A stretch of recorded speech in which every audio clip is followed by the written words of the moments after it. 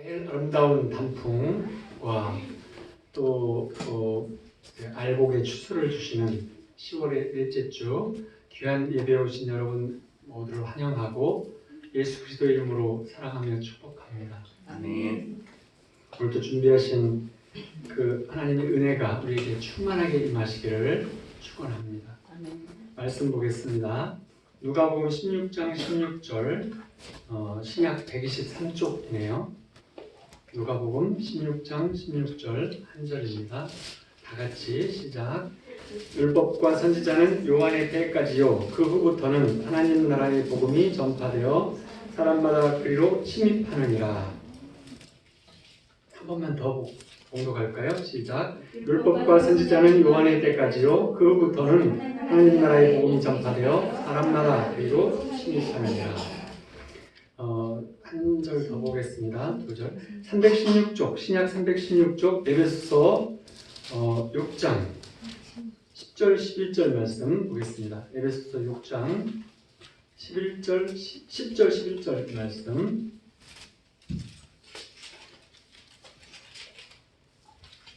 다 같이 시작.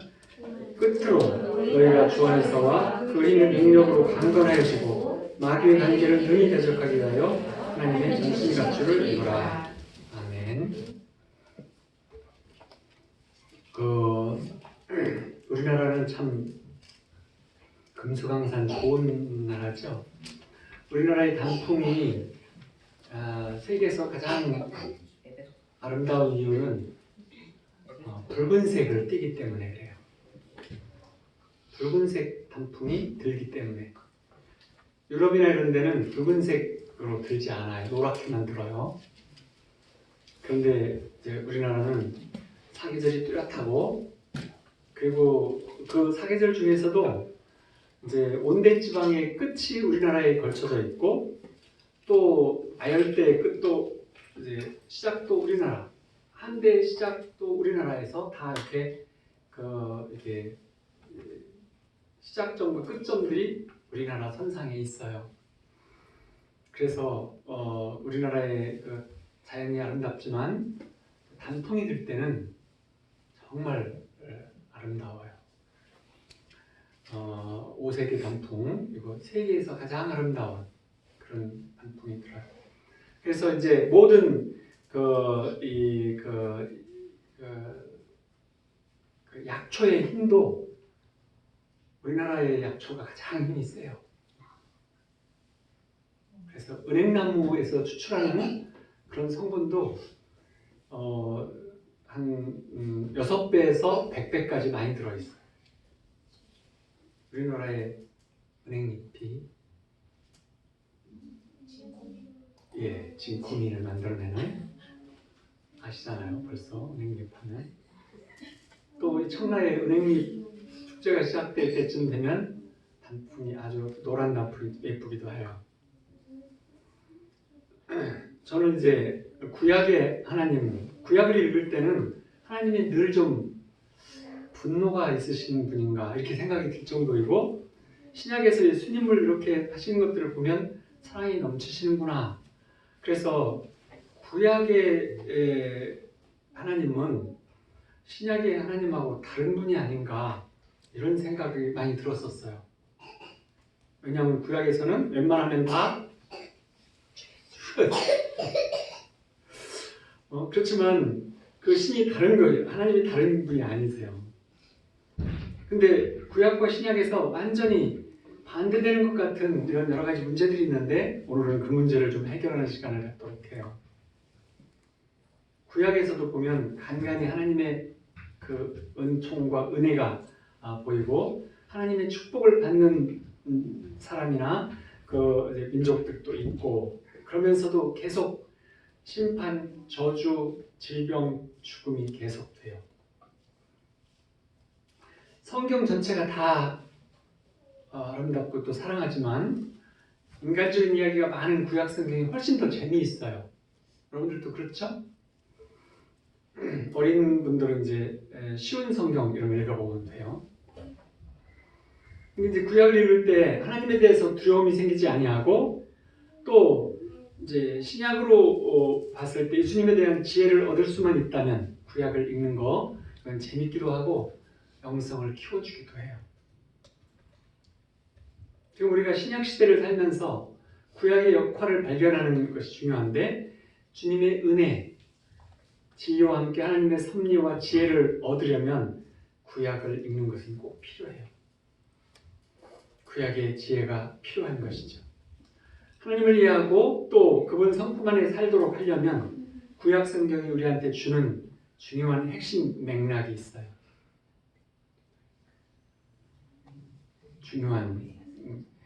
첫 번째는 뭐냐면 죄가 심각하다는 거예요.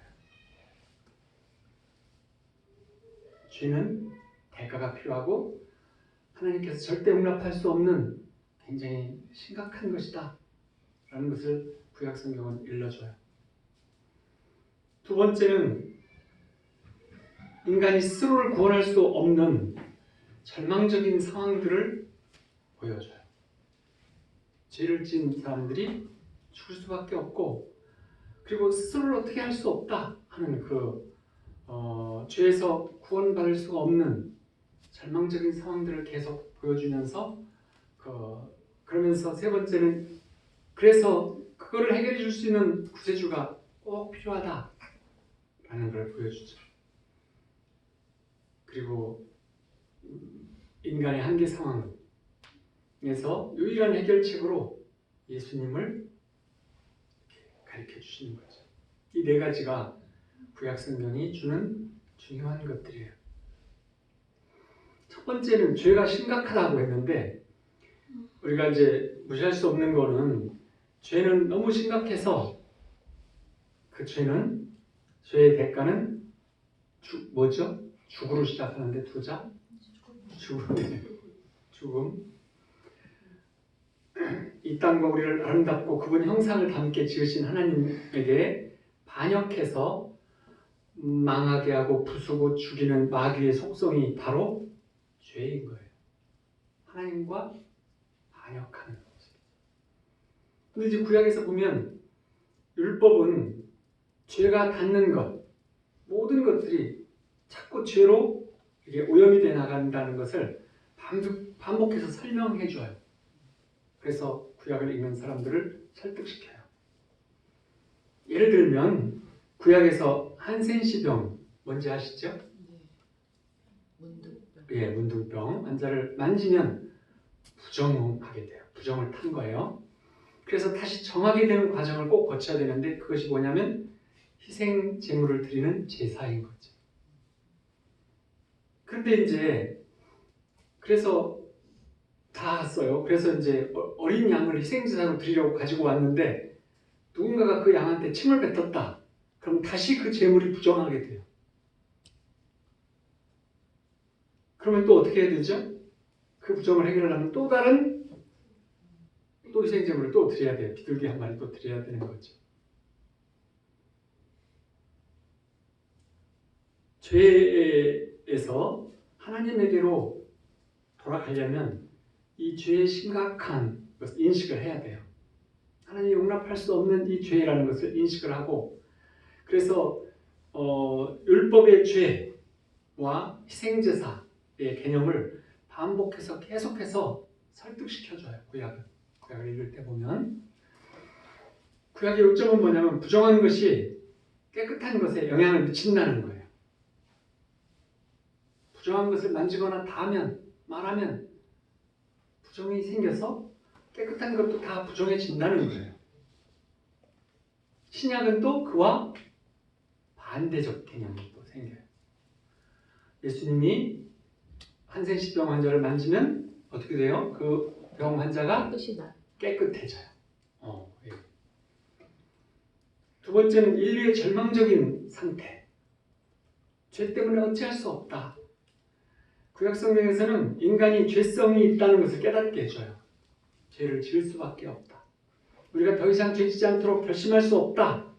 이런 사실을 일러주는 거죠. 그렇죠? 저도 신앙생활을 초기에 죄를 짓지 않는 것을 결심하면 될 것으로 생각하고 예수님을 따라서 해야 되겠다. 그래서 내가 스스로 죄를 안 지려고 노력하고 내가 경건하려고 막 애를 쓰고 이렇게 해보면 3일 가기가 어렵고 다시 또 나는 역시 죄인일 수밖에 없어요. 어쩌라고요. 이런 상태가 됐다가 또 예수님을 따라서 했다가 망했다가 했다 이런 과정이 반복되더라고요.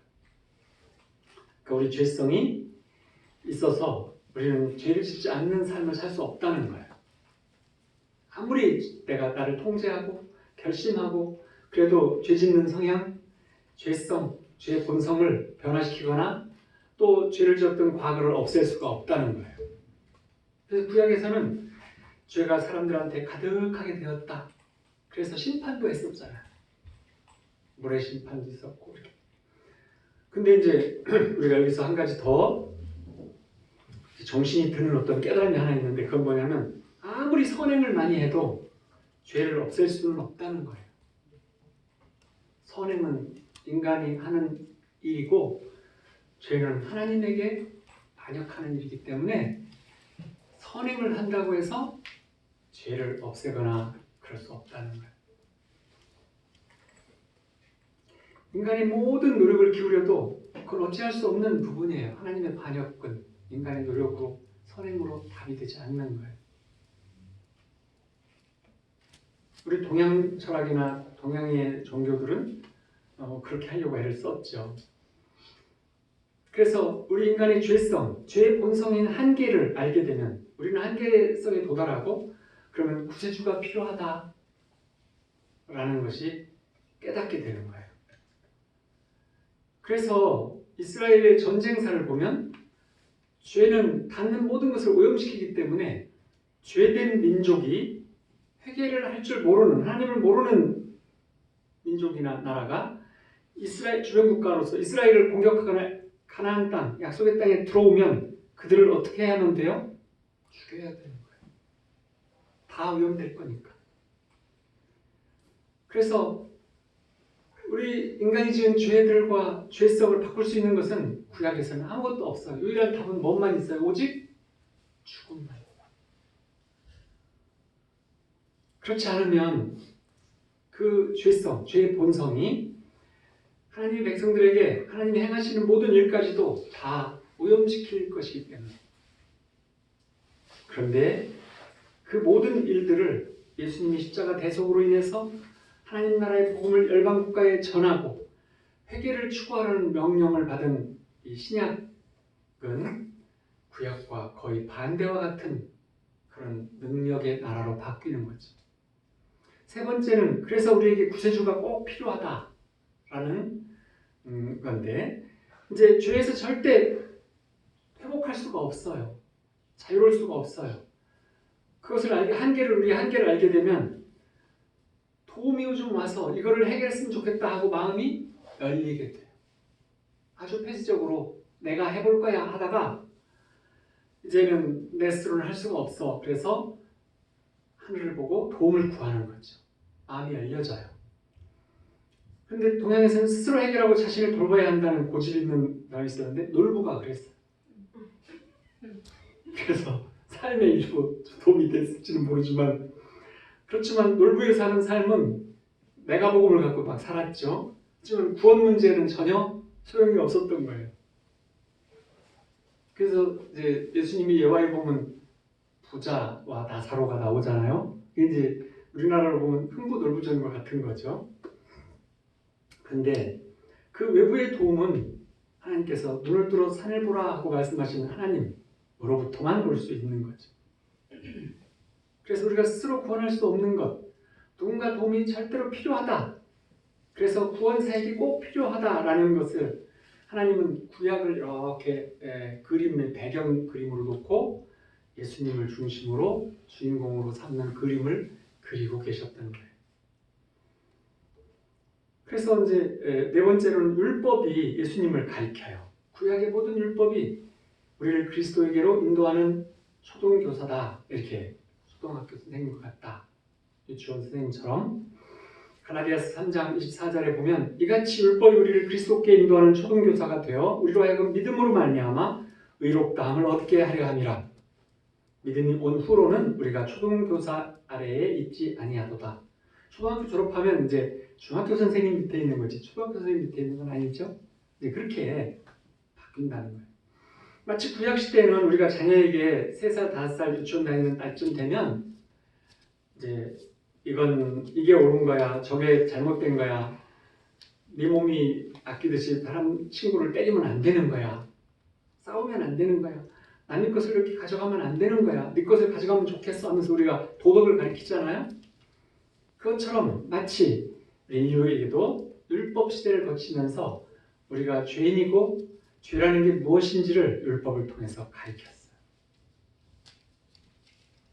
우리 마치 자녀를 키워나가는 것과 같이 신구약을 통해서 구약을 통해서 이렇게 하나님께서 가르쳐주시고 일러주시고 하신 거예요. 우리가 구약에 살지 않는 건 정말 다행이야. 그때 태어났으면 여지없이 한 번에 죽었을 거야. 이렇게 두렵지 않아요?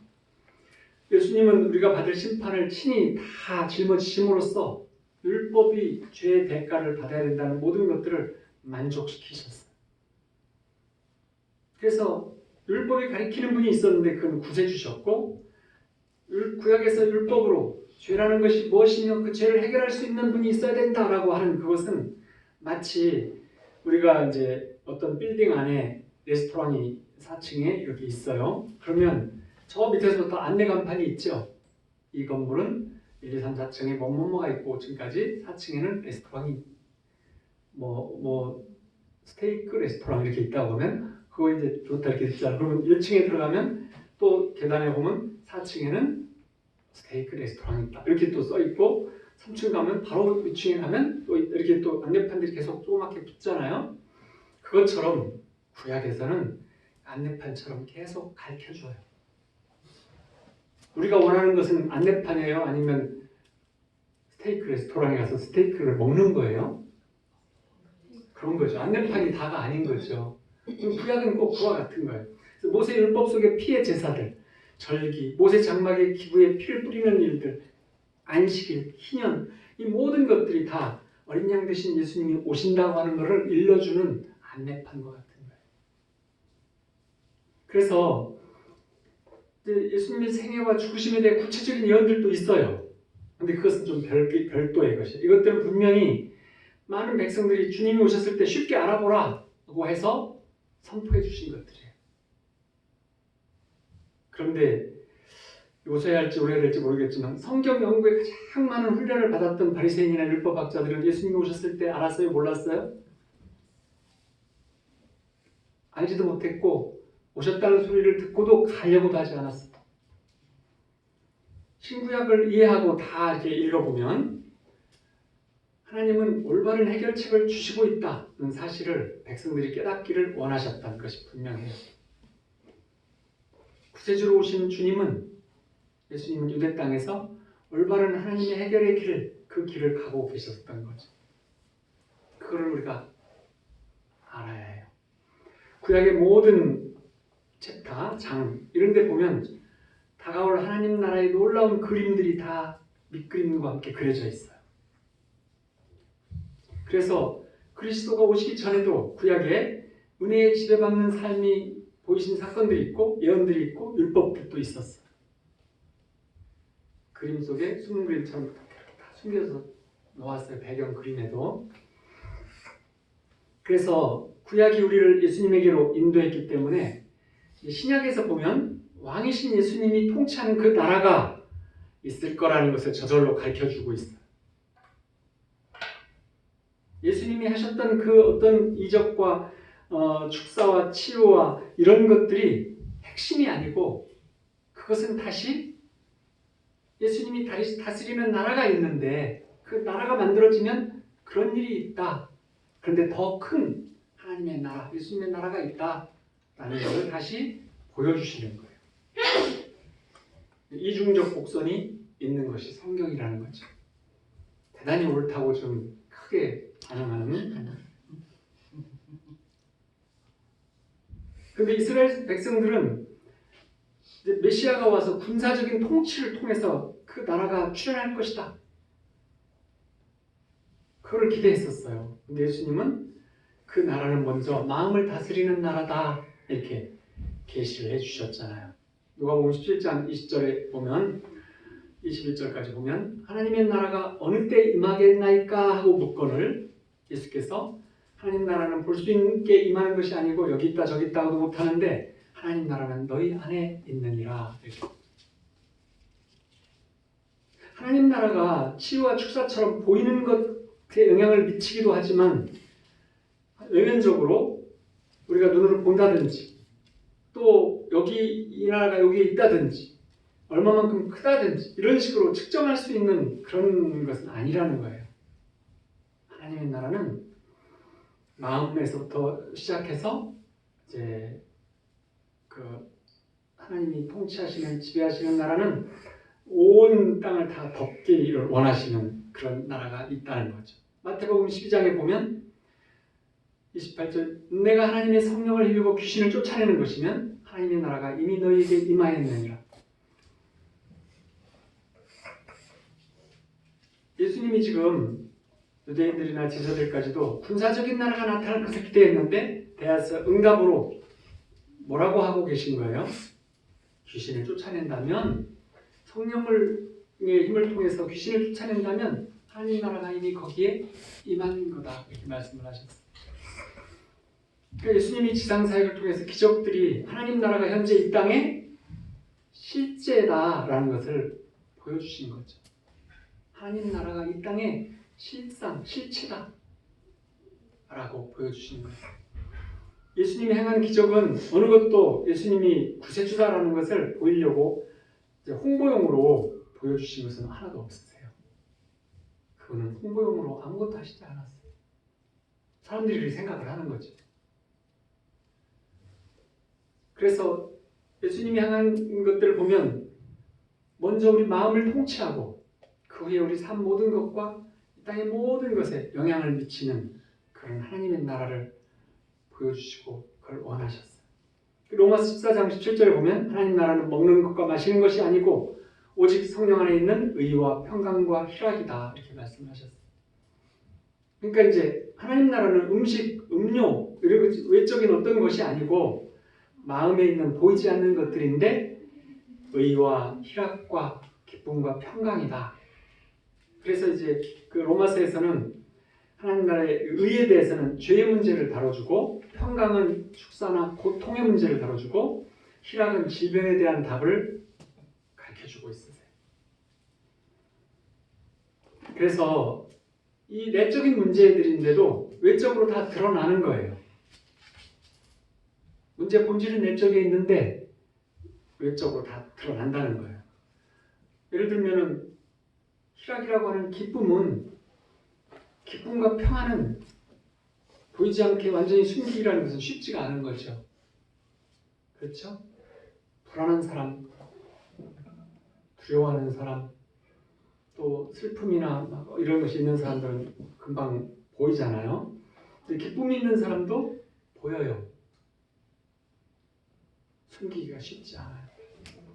요한 3서에서 말하는 내 영혼이 잘 돼가지고 범사가 잘 되고 하는 그 축복은 건강한 내적인 삶의 스타일, 내적인 마음의 건강, 마음을 유지하는 마음 안에 하나님 나라를 만든 내적 평강이 예수님과 함께하는 그 평강이 평안함이 우리의 건강, 재정, 전반적인 모든 삶에 영향을 미치는지 일러주는 거예요.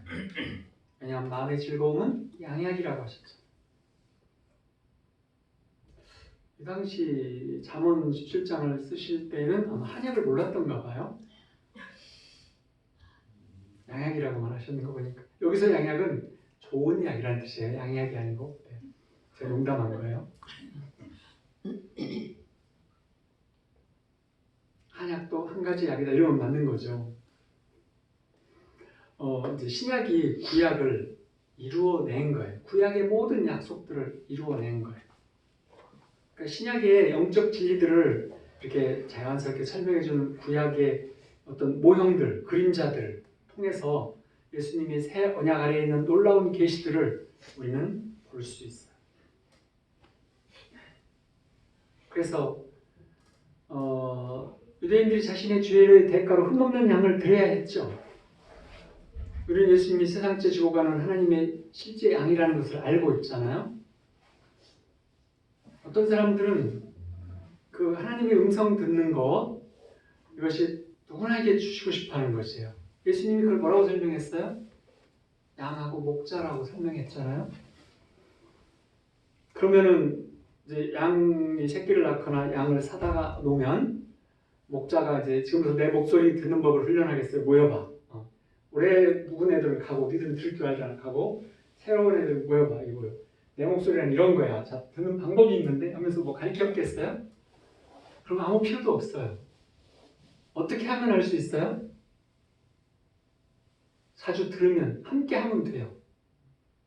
양 목자 입장에서는 양을 늘 돌봐주고 함께 하고 있으면 그 양들은 목자의 목소리를 아는 거예요. 양들의 입장에서는 저분이 목자야, 나를 담당하시는 분이야. 그래서 그분하고 늘 같이 마음에 그분을 듣고 목소리를 잡고 기억하고 한번 들으면 또 기억하고 또 하다 보면 그렇게 되는 거죠. 아프리카에 가서 실제로 이제 양을 한 8년쯤 키우고 책을 썼대요. 책 이름이 뭐였을 것 같아요? 양과 목자. 네. 잘 읽어보셨나 봐요. 그 책에 보면 이런 내용이 나온대요. 목자 둘이 한 300마리씩 양들을 갖고 있는데 친해요. 그래서 이렇게 들판을 살아가다가 만났어요. 둘이 같이 막 차도 마시고 거기서 막 과일 깎고 온 과일도 깎아 먹고 그러면서 앉아서 얘기하는데 양떼들이 서로 섞여가지고 완전히 다 섞여서 나름대로 다니면서 풀도 뜯어먹고 막 너 처음 보는 애다 그러면서 나는 누구야 그러고 서로 소개하고 막 이렇게 막 이렇게 너는 이뻐 보인다 하고 있고 막 이게 막 그러고 풀 뜯어먹고 막 이렇게 다니고 있는데 이거 큰일 났잖아요. 600마리가 섞여서 있으니까. 근데 희한한 것은 이제 우리가 끝났을 때 갈 때 얘들아 가자 그러고 우리 팀들 다 이쪽으로 가자 그러면 두 배로 딱 갈라서 싹 다 간다는 거예요. 한 마리도 이제 고민하는 한 마리가 있었는데 그 한 마리는 저쪽에 처음 본 애가 너무 마음에 드는데 어떡하지 뭐 이렇게 고민 좀 하다가 그래도 할 수 없다 그러고 이제 주인을 따라간 거죠. 그래서 고민하다가 한두 마리가 갔고 다 이제 결국 다 간 거예요. 그런 예들을 거기다가 이제 써놨어요. 근데 염소는 목자의 목소리를 아는 거예요. 그래서 그 목자의 목소리를 어떻게 듣냐 훈련받고 그럴 필요가 없어요. 마음속에 예수님을 늘 품고 함께하고 있으면 저절로 듣게 되는 거예요. 그거를 예수님 말씀하시는 거예요. 목자라는 양과 목자의 관계를 통해서 설명하시면서 그를 답을 주시는 거죠. 이걸 너무 어렵게 생각할 게 없어요. 너무 쉽다라는 거예요. 저도 개인적으로 막 인제 들어갈 때 처음에는 인제 들어가려면 막 이렇게 그 안에서 십자가 보혈을 통과하고 또 하나님의 보혈을 막 나를 다 씻고 죄를 다 회개하고 그렇게 한 다음에 다 하고 그리고 나서 막 예수님 보좌 앞으로 내가 나아가서 막 이렇게 하는 막 손을 떨었어요. 한참씩. 그랬는데 그보다 더 쉬운 이 양과 염소에 대한 얘기를 듣고 나서 아주 쉬운 방법을 찾았는데 그것은 그저 예수님의 품에 하나님의 품에 안겨 있으면 된다는 거예요. 아주 쉬워요. 자주 안겨 있으면 너무나 쉽게 교제하게 돼요. 그래서 구약의 모형이나 구약의 모형, 그림자 같은 응답이 있었지만 그래서 그 응답으로 실제 예수님이 이 땅에 오시면 그래서 우리 안에 성령님이 오시면 다시 돌아가서 그 모형이나 그림자 같은 상징을 마음에 품고 섬기고 이렇게 할 필요가 없는 거죠. 죄를 짓고 다시 제사를 지낸다든지 또는 무슨 모든 것들은 다 구약의 율법을 다 하나하나만 지켜야만 된다든지 물론 지켜야 되죠. 하지만 사랑이 허다한 죄를 덮는다는 것은 그러면 뭐라는 거예요? 그럼 어떻게 이룰 수 있어요? 구약의 모든 율법을 다 지켜야만 한다는 율법적인 죄를 다 범하면 다 죽어야만 한다는 그렇지 않은 거예요. 그래서 우리는 다시 구약의 모든 방식과 해야 되는 제도를 따라갈 필요는 없어요. 그렇다고 해서 부정하라는 것은 아니에요. 죄가 심각하지 않다는 것도 아니고 그런 뜻이 아니지만 제사라든지 이런 걸 다시 찾아들어가면 안 된다는 거예요. 만약 그렇지 않다면 짐승을 드리는 제사가 여전히 효과가 있을 텐데 그건 없잖아요. 짐승은 갈비탕으로 먹는 거예요. 구약 성경 전체는 예수님을 가리켜요. 그리고 예수님은 신구약 성경의 그림 전체 속의 주인공이세요. 그래서 율법이나 선지자 모두 그분을 구세주인 메시아로 선포를 했죠. 그래서 예수님이 어떻게 하나님의 구속사역을 성취하실지 예언도 다 해주셨어요. 그런 것들을 이렇게 보면 이제 이야기, 구약에서 이야기들, 예언들, 율법에 대한 모든 것들 이것들은 주님을 여러 가지 면으로 가리키는 거예요. 우리가 이제 고속도로를 이렇게 오다 보면 보령을 오려면 저기 100km 정도, 80km 전부터 다음 도시 보령, 서천 뭐 이렇게 나오잖아요. 그러다가 가까이 오면 이제 30km 앞 홍성, 광천, 보령 이렇게 서천 나오고 더 앞으로 오면 다음 5km 앞 보령 이렇게 계속 이정표가 나오잖아요. 그 이정표가 사실이죠. 의미가 있어요. 하지만 그 이정표 자체가 우리가 원하는 그것은 아니죠. 우리는 보령에 오는 것이 목표잖아요. 이정표 그 자체보다는 훨씬 더 큰 실체가 있는 거잖아요. 그렇다고 이정표가 틀린 거예요? 보령 30km 틀린 거예요? 그건 아니에요. 그런 것처럼 구약 성경이 하나의 이정표 같은 것들이에요. 그래서 그 이정표를 경배하면 안 돼요. 거기서 하라는 대로 다 해야만 된다. 그렇지 않아요. 그래서 구약의 예수님의 메시지보다 더 위대한 실상을 담고 있다. 이렇게 여겨도 안 돼요. 구약은 예수님보다 더 한 어떤 것을 가지고 있지 않아요. 단지 구약의 많은 그런 것들은 이정표들은 우리를 예수님에게로 데려가는 그런 역할을 하는 거예요. 그래서 예수님은 율법과 선지자들의 모든 예언 모두를 성취하신 분이죠. 예수님이 왜 오셨다고요? 마귀의 일을 면하려고 오셨어요.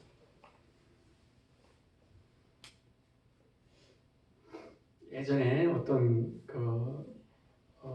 성당에서 정말 말썽 부리는 두 사람이 있었대요. 초등학생들 형제간이었어요. 형과 동생 말썽장이들인데 근데 이제 한참 이렇게 하다가 드디어 예월 언젠가 말을 했는데 정말 이제 너무 심각하게 말썽을 부려서 선생님이 포기했어요. 드디어 이제 주임 신부님 앞에 그들이 이제 불려갔어요. 그래서 이 주임 신부님이 떼다락을 주려고 이 형제를 불러놓고 딱 말했어요. 예, 너희들한테 예수님이 어디 계시냐? 이렇게 물었어요. 네? 지금 예수님이 어디 계시냐고 잘 못 알아들어요. 뭔 소리인지 지금 놀다가 아무것도 모르니까 예수님이 어디 계시는 거냐고 하고 묻자 형이 딱 대답했어요. 전 안 가져갔는데. 동생이 우리들은 가르쳤어요. 그랬다는 예화가 있어요. 예화. 우리 안에는 그런 사람이 하나도 없죠. 그리고 예수님은 훔치는 분이 아니세요. 누가복음 16장 16절에 보면 율법과 선지자는 요한의 때까지이고 그 후부터는 하나님 나라의 복음이 전파되어 사람마다 그리로 침입하느니라. 우리가 아까 봉독한 말씀. 요한의 때까지다 라는 것이 근데 의미심장하는데 이걸 잘 알아야 해요. 율법이나 선지자가 했던 모든 구약의 모든 것들은 신약에서 이 하나님 나라의 복음에 다 져요. 왜냐하면 복음은 현재 지배적인 현재를 위한 메시지이고 미래를 위한 메시지인데 구약은 이미 성취가 이루어져가지고 그 전성기가 지나버린 메시지예요. 무슨 말이냐면 사춘기가 지난 자녀한테 남의 거를 훔치는 건 잘못된 거야. 이거 꼭 알아야 돼. 이렇게 가르친다는 것은 좀 이상하죠. 도덕 개념을 사춘기 지난 사람한테는 실천에 대한 얘기를 하고 사랑에 대한 얘기를 해줘야지. 그래서 아까 우리가 진웅이랑 사랑에 대한 얘기를 했잖아요. 죄에 대한 얘기를 안 했잖아. 그것처럼 그러는 거지. 다 큰 사람한테 도덕 개념 가르치면 이상한 거잖아요. 그래서 마치 지나버린 메시지가 구약의 메시지예요. 그래서 지금 이 시대에 하나님 목적과 뜻을 드러내면서 천국의 지지를 받는 것은 신약의 메시지, 하나님 나라의 복음인 거예요. 근데 지금까지 우리나라 교회들은 하나님 나라 복음을 구원의 복음으로만 전했어요. 일반적으로. 제가 볼 때 그래요. 하나님 나라 복음을 전한 것이 아니고 구원에다 초점을 맞춰버렸어요. 근데 구원의 복음은 사람들이 구원받고 천국 가는 것이죠. 그래서 뭐 있잖아요. 천국 가는 기차 막 계속 하는 거예요. 내게 강 같은 평화, 천국 가는 기차 올라타고 막 이러면서 계속 그러는데 이렇게 천국 가는 데 초점을 맞추면 그렇게 해서 쭉 해왔는데 이제 많은 분들이 천국 가는 걸 알으면 그 교회 교인들은 어떻게 해야 되는 거죠? 계속 천국 가는 기차를 올라타고만 하면 별 할 일이 없겠죠? 애매해져요. 그래서 이 구원의 메시지, 구원의 복음, 이것도 아름답고 멋져요. 십자가도 막 강조하고 등등 여러 가지가 있어요. 하지만 이 구원의 메시지 전체는 하나님 나라 복음의 한 일부인 거죠. 하나님 나라 복음의 출발에서의 일부인 거예요. 하나님 나라 복음이 살아계신 하나님이 우리를 통치함으로써 우리 삶, 또 우리의 교회, 우리의 지역, 열방이 변화되는 것에 초점을 맞추는 건데, 그래서 우리가 하나님 나라를 전하고 누리고 전함으로써 이런 통치가 확장이 되는 것, 이런 것이죠. 천국은 우리의 운명이에요. 기어코 가게 된 운명인 거예요. 하나님 나라를 가져오는 것은 우리의 임무예요. 우리가 해야 될 일들이라는 거예요. 그래서 천국과 일치하지 않는 것이 이 땅에 있다. 그러면 하나님의 권세 아래다 그것을 놓여지도록 해야 되는 거예요. 고통, 질병, 증오, 분열, 죄의 습관, 뭐 여러 가지 이런 우리 삶에서 떠나가야 되는 것들이 있다면, 그런 마귀의 세력들이 있다면 하나님의 통치가 있는 곳에는 함께할 수 없기 때문에 하나님 권세 아래 놓이도록 우리가 역할을 해줘야 돼요.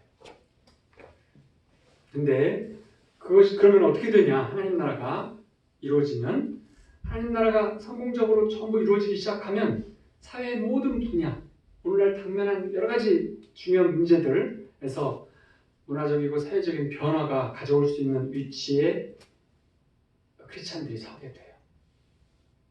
문화가 바뀌게 돼요. 그런 예들은 많이 있어요.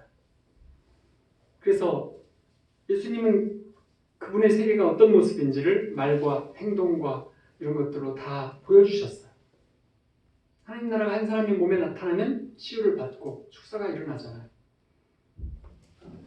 그래서 아까와 같이 하나님의 성령을 힘입어 귀신을 쫓아내는 것이면 하나님 나라가 이미 너희에게 임하였느니라. 즉 천국에는 귀신이 없다는 거예요. 하나님 나라가 임하면 귀신이 없는 거예요. 마귀의 세력이 살 수 없는 곳인 것이죠. 그래서 그분의 세계, 그분의 나라가 어떤 모습인지, 그 실상이 이 땅에 내려오게 되면 어떻게 되는지, 이걸 예수님이 보여주셨고, 우리도 그와 함께, 예수님과 함께 그 역할을 해야 되는데, 하나님 나라는 보이는 영역이 아니에요. 보이지 않는 영역에 있어요. 하지만 이 땅에 분명한 실상이에요. 실체예요. 그리고 영원한 나라예요. 그래서 우리가 예수님 안에 거하면서 함께 살기 시작하면 이런 능력이 우리 모두에게 열리기 시작돼요. 그런데 이제 예수님은 예수의 때라고 하지 않고 요한의 때라고 말씀을 하셨어요. 새 요한이 나타날 때까지 400년 동안은 하나님께서는 한마디 말씀이 없었어요. 선지자도 없었어요. 그런데 요한의 때까지다 라고 강조하신 것은 의미가 있는 건데, 왜냐하면 마태복음 3장 2절에서 회개하라 천국이 가까이 왔느니라고 유대 광야에서 처음으로 선포한 사람이 새 요한이었어요. 이 400년이라는 특별한 의미는 이스라엘 백성들이 애굽에서 400년 동안 종살이를 했어요.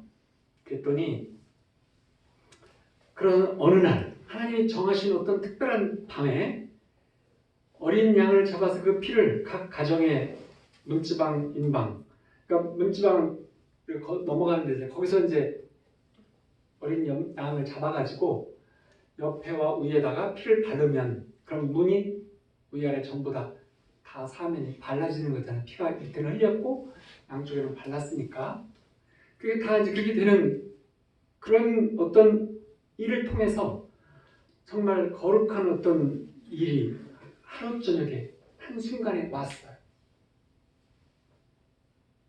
이스라엘 애굽의 종살이에서 해방시키는 그 역사가 그날 저녁에 하룻밤에 거룩하게 왔어요. 그래서 약속의 땅의 백성들로 만들었어요.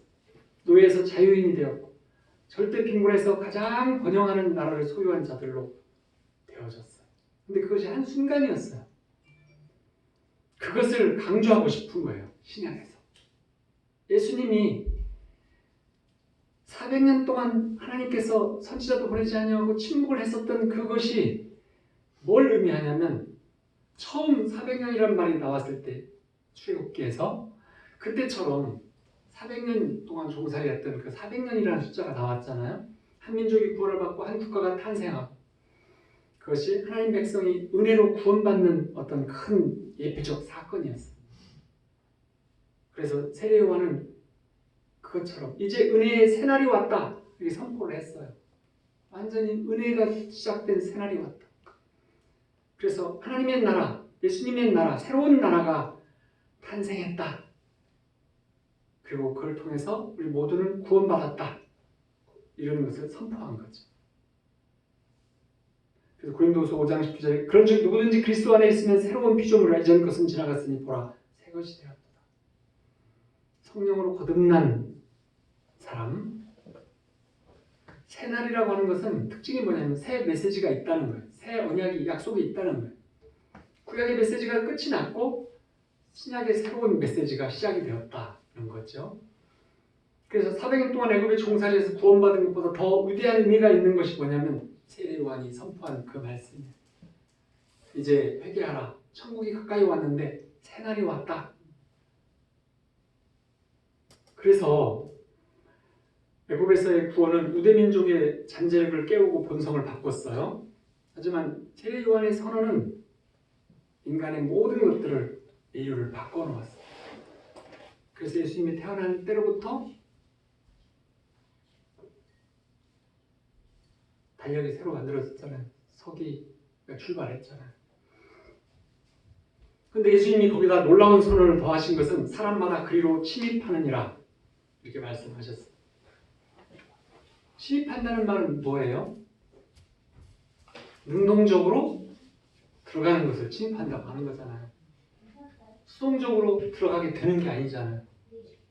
능동적으로 찾아 들어가는 게 침입이죠. 그래서 하나님 나라 복음은 그 모든 사람이 결국 천국에 가게 된다. 보편 구원론이라 그래요. 모든 사람이 천국에 가게 될까요? 하나님의 꿈이세요. 하나님이 가지신 꿈이신데 실제로는 그건 쉽지 않은 일이죠. 하나님에 대해서는 결사반대하는 사람들도 있잖아요. 저 같은 사람 보고 먹사라고 하면서 정확하게 표현을 했지만 그렇게 하면서 막 욕하는 사람들도 많이 있어요. 근데 그들도 회개시켜서 다 가게 해야 되지만 그건 우리의 꿈이기도 하고 하나님의 꿈이기도 하지만 꿈이 다 이루어지면 얼마나 좋겠어요. 그걸 구해야 되죠. 하지만 이제 하나님 나라 복음은 우리 생각보다 훨씬 더 넓은 의미를 가지고 있어요. 그분의 통치, 하나님의 나라는 영원하고 그 통치는 지금부터이고 모든 사람에게 주고 싶어하는 것이 하나님이 약속하신 거예요. 그 후에 내가 내 영을 만민에게 부어주리니. 근데 시편에서 이렇게 말씀하셨어요. 22편 27절에 땅의 모든 끝이 여호와를 기억하고 돌아오며 모든 나라의 모든 족속이 주의 앞에 예배하리니. 만국의 보배이신 예수님의 진리가 만국을 통치하신다는 거예요. 우리가 정할 수 없는 하나님의 은혜를 받아들여서 이것으로 인해서 모든 살아있는 사람의 마음속에 있는 근원적인 갈망을 다 채워주시겠다는 거예요. 예수님이 아니고는 우리의 갈망을 채울 수가 없는 거죠. 그래서 율법과 선지자는 사실 합법적으로 죄에 속한 인류를 심판했어요. 그렇죠? 왜냐하면 하나님께서 친히 범죄하는 영혼은 죽으리라 이렇게 선언을 하셨기 때문에. 에스겔서 18장 20절에 보면 범죄하는 그 영혼은 죽을지라. 아들은 아버지의 죄악을 담당하지 아니할 것이요 아버지는 아들의 죄악을 담당하지 아니하리니 의인의 공의도 자기에 돌아가고 악인의 악도 자기에게로 돌아가리라. 자기가 지은 죄 자기가 받고 죄를 지었으면 죽게 될 것이다. 하나님이 약속하신 말씀이에요. 이 그 공의의 심판인 이 권능이 너무 강해서 예를 들면 예수님이 수천 년 동안 앞으로도 오시지 않고 그동안에 살았던 수천억 수조 명의 사람들이 합법적으로 저주를 받아도 당연한 거죠. 예수님 2000년에 오시지 않고 앞으로 3000년이나 5000년에 오신다고 치고 우리가 계속 죄에 살다가 다 저주받고 지옥에 가더라도 당연한 거예요. 죄라는 것은 그런 것이니까. 그렇지만 예수님이 다 이뤘다 이렇게 말씀하실 때는 그 율법과 선지자의 모든 욕구들을 영원히 만족을 시켜준 거예요. 그래서 새날인 거예요. 완전하고 영원한 구원을 받은 거예요. 구원받은 우리가 예수님을 모시고 사는 우리가 고통이 있고 고민이 있고 죄가 있어도 모든 것들을 다 용서받았어요. 이 땅에서 받았으면 하늘에서 받은 거예요. 예수님이 그렇게 해주신 거죠. 그래서 우리들은 한 순식간에 죄의 노예에서 하나님 나라를 소유한 자로 바뀌어버렸어요. 흑암의 나라에서 빛의 나라로 그냥 옮겨졌어요. 하나님 안에서 아무 권리가 없었던 사람들이 갑자기 하나님의 한 가족이 되어버렸어요. 은혜죠. 그런데 이제 그 회개를 뭐라고 말씀하냐면 히브리서 6장 1절에 보면 죽은 행실을 회개함과 하나님께 대한 신앙과 이렇게 말씀을 했어요. 온전한 회개는 뭐냐면 A에서 B로, 즉 죄에서 하나님으로 우리의 사고 체계가 바뀌는 것을 의미해요.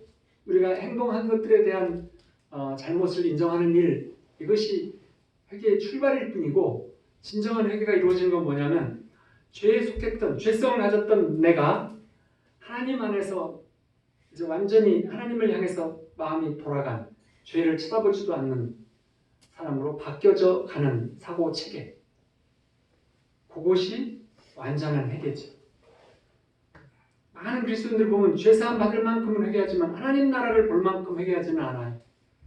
그들의 회개는 아직 하나님 나라가 눈에 들어오지 않기 때문인 거예요. 그렇지만 성경은 서로 다른 두 개념, 두 관점을 가지고 어떤 하나의 목적을 가리키고 있어요. 하나님께 대하여와 천국에 대하여는 같은 것이다 라는 거죠. 사도행전 3장 19절 그러므로 너희가 회개하고 돌이켜 너희 죄 없이 함을 받으라. 이같이 하면 새롭게 되는 날이 주 앞으로부터 이를 것이요. 그래서 천국에 대하여 하나님에 대하여가 같다라고 설명을 하는 거예요. 중요한 것은 뭐냐면 하나님 나라가 우리에게 임재하는 것이죠. 근데 그 임재는 실제로 매우 단순해요. 이건 굉장히 쉬워요. 그리스도의 삶을 복잡하게 만들려고 하시는 분이 아니세요. 예를 들면 우리는 하나님의 전신갑주를 입으라 하는 말씀을 들어 이제 마치려고 해요. 에베소서 6장에 보면 우리가 봉독했잖아요. 하나님의 전신갑주를 입으라. 11절 이후에 보면 쭉 나와요. 구원의 투구, 믿음의 방패, 허리띠, 호신경, 의의 흉배, 성령의 검 이런 것들이 다 포함이 돼요. 사도 바울은 이처럼 중요한 지시를 내렸어요. 하지만 많은 사람들은 그 핵심을 놓쳐요. 그래서 막 방패를 들고 갑옷을 입고 막 의의 흉배를 붙이고 뭐 믿음의 입고 신을 신고 이렇게 그리고 성령의 검을 들고 막 이러면서 싸우려고 가려고 이렇게 하는데 예를 들면 그 방패, 갑옷 이런 것들은 나와 분리된 어떤 것들이 무엇인가를 우리 보고 입어라 그렇게 말씀하신 것이 아니에요. 무언가를 막 갖다 붙이고 입으면 대단히 좋아지냐 그게 아니고 분리되지 아니한 것을 의미하는 거예요. 다윗이 여호와는 나의 산성이고 방패다 이렇게 고백을 했잖아요. 하나님은 나의 갑주다 이렇게 고백하라는 거예요. 전신갑주가 하나님이시다. 예수님은 나의 방패이고 나의 갑옷이고 그래서 예수님 안에 거하는 것이다. 그래서 하나님께서는 너의 구원이다. 나는 너의 의이고 너의 흉배이다. 나는 평화의 복음이며 말씀이다. 나는 성령의 검이다. 오직 너희는 내 안에 거하라. 그 말씀을 하고 싶으신 거죠. 그래서 아주 쉬운 거예요. 검 따로 들고 투구 쓰고 막 흉 묶어 매고 신고 이렇게 하는 게 아니고 그저 오직 주 안에 거하는 것으로 항상 우리 마음이 주 안에 거하는 것으로 그러면 주님께서는 방패가 되어주시고 갑옷이 되어주시고 성령의 검이 되어주시고 의가 되시고 흉배가 되어주시고 구원이 되어주시고 이렇게 하신다는 거예요. 이렇게 쉬워요. 복잡하고 어렵지 않아요. 예수님을 우리 보고 회개하라고 하셨는데 왜냐하면 천국 그분의 세계를 그분과 함께 가져오셨기 때문에 회개만 하면 하나님께서 용납해 주시는 거고 하나님께서 용납해 주시면 그분 나라에 들어갈 수 있게 된다는 거예요. 예수님이 갖고 오셨기 때문에 예수님과만 함께하면 다 갈 수 있다는 거예요. 그래서 우리가 이제 이 현실에 대한 나의 관점을 바꾸지 않으면 이 현실이 우리의 구약과 같아요. 하나님의 나라는 신약과 같아요. 우월한 현실의 실상, 신약과 같은 하나님의 나라가 이 현실을 다스린다면 그 나라는 우리에게 오게 돼 있어요. 하나님의 임재를 발견하게 되면 하나님 나라를 발견하는 것이고 우리가 하나님 나라를 누리기 시작하면 그 나라의 일을 행할 수 있게 되는 것이죠. 하나님의 자녀인 우리 모두가 성령 안에서 변화가 되어져서 은혜의 빚진 자로 하나님 나라가 온 땅에 넘치게 하는 용사가 되어주시기를 그래서 예수님의 동역자가 되시기를 축원드립니다. 아멘. 우리 함께 선포하겠습니다. 나는 가장 높으신 하나님의 자녀입니다. 나는 가장 높으신 하나님의 자녀입니다.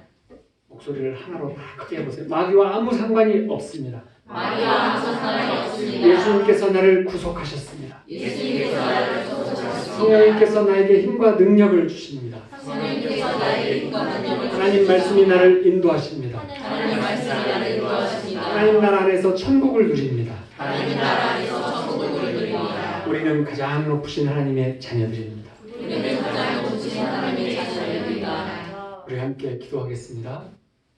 이거 좀 꺼주셔요.